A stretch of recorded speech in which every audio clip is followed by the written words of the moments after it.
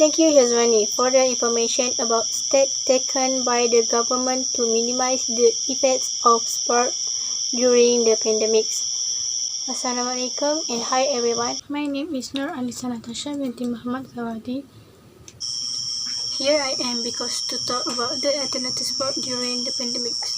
As the COVID-19 pandemic continues, you may wonder if it's safe or not for athletes to participate in sport. For example, Olympic sport, sea sport, Paralympic sports, and many more. So I just want to share the alternative sport during pandemic that can be organized.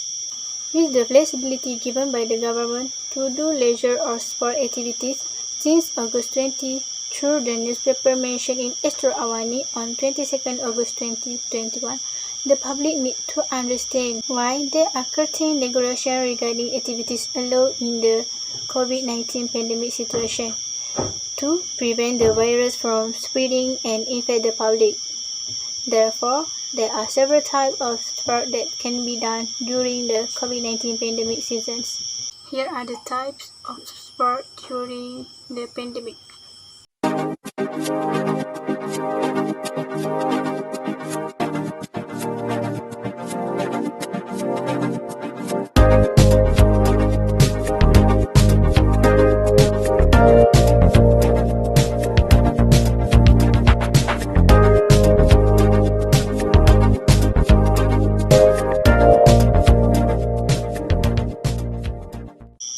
First, sport activities that allow for individual participation in the presence of physical incorporation, such as golf or tennis, will be less risky than sports that involve many close relationships. For example, football, basketball, wrestling, or netball. Second, sports that do not require equipment sharing can be one of the alternative sports during pandemic, such as cross-country activities, 100 meters running, archery, cycling, and many more. They are less risky than sports that require equipment to be shared.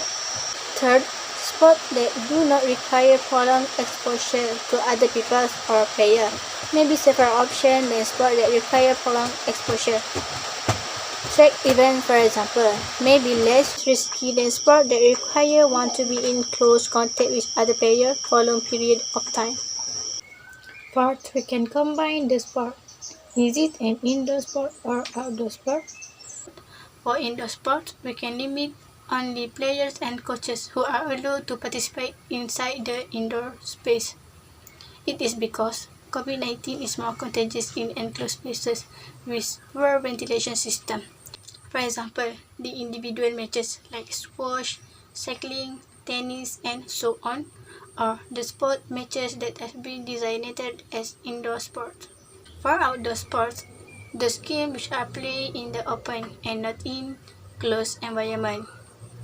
When the athletes were outside, the fresh air constantly moved in dispersing these droplets, so you are less likely to breathe in enough of the respiratory droplets containing the virus that causes COVID-19 to become infected.